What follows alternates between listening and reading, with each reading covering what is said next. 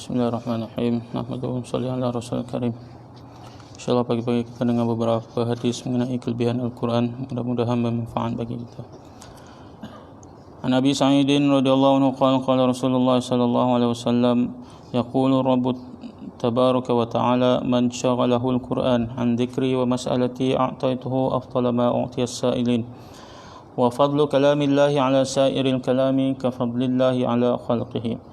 Sayyidina Abu Sa'id radhiyallahu anhu berkata bahawa Rasulullah sallallahu alaihi wasallam memberitahu sebuah hadis kursi bahawa Allah Subhanahu wa taala berfirman, sesiapa yang kesibukannya dengan Al-Quran menyebabkan dia tidak dapat kelapangan untuk berzikir dan berdoa kepadaku, maka aku akan kurniakan kepadanya lebih baik daripada apa-apa yang aku kurniakan kepada orang-orang yang berdoa kepadaku.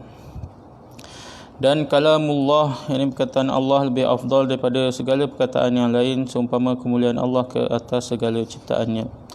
Sayyidina Abu Sa'id radhiyallahu anhu berkata Rasulullah sallallahu alaihi wasallam memberitahu sebuah hadis qudsi bahawa Allah Subhanahu wa taala berfirman, sesiapa yang kesibukannya dengan Al-Quran menyebabkan dia tidak mendapat kelapangan untuk berzikir dan berdoa kepadaku, maka aku akan kurniakan kepadanya lebih baik daripada apa-apa yang aku telah kurniakan kepada orang-orang yang berdoa kepadaku.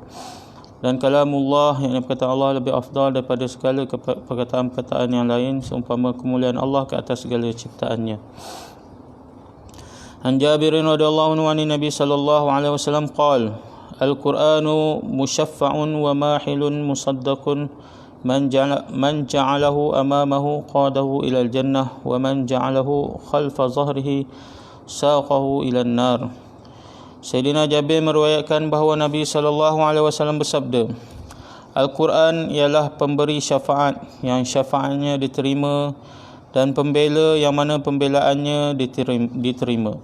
Sesiapa yang meletakkan Al-Quran di hadapannya, yakni dengan beramal dan membaca dengannya, maka Al-Quran akan memimpin orang itu ke dalam syurga.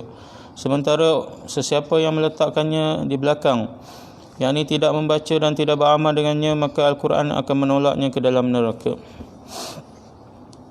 Sayyidina Jabir radhiyallahu anhu meriwayatkan bahawa Nabi sallallahu alaihi wasallam bersabda, Al-Quran ialah pemberi syafaat yang mana syafaatnya diterima dan pembela yang pembelaannya diterima. Sesiapa yang meletakkan Al-Quran di hadapan dengan membaca serta beramal dengannya, maka Al-Quran akan memimpin orang itu ke dalam syurga. Sementara sesiapa yang meletaknya di belakang, yakni tidak membaca dan tidak beramal dengannya, maka Al-Quran akan menolaknya ke dalam neraka. Maksud Al-Quran ialah pembela yang mana pembelaannya diterima, ialah Al-Quran akan berhujah memberi pembelaan untuk orang-orang yang membaca dan beramal dengannya, supaya darjat mereka ditinggikan. Sementara terhadap orang-orang yang tidak menghiraukan hak-haknya, maka Al-Quran akan menuntut, kenapa kamu tidak menunaikan hakku? An Abdullah bin Amr radhiyallahu anhu anna Rasulullah sallallahu alaihi wasallam qala as-siyamu wal Qur'anu yashfa'ani lil 'abdi yawmal qiyamah. Yaqulu as-siyam ay rabbi mana'tuhu at-ta'ama wa syahwata fashaffi'ni fihi. Wa yaqulu al-Qur'an mana'tuhu an-nawma bil-lail fashaffi'ni fihi. Qala fayashfa'ani lahu. Sayyidina Abdullah bin Ammar radhiyallahu anhu meriwayatkan bahawa sesungguhnya Rasulullah sallallahu alaihi wasallam bersabda, pada hari kiamat nanti puasa dan Al-Quran akan memberi syafaat untuk seseorang hamba. Puasa akan berkata, ya Tuhanku, aku telah menahannya daripada makan dan memenuhi tuntutan nafsu syahwat. Lantaran itu terimalah syafaatku untuknya.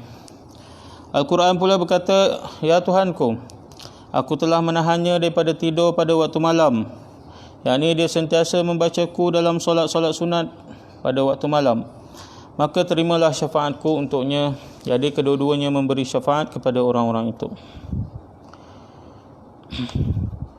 An Abi Dharr radhiyallahu anhu qala Rasulullah sallallahu alaihi wasallam li Abi Dharr, alaika bitilawatil Quran wa dzikrillahi azza wa jalla fa innahu dzikrul laka fis sama' wa nurul laka fil ard.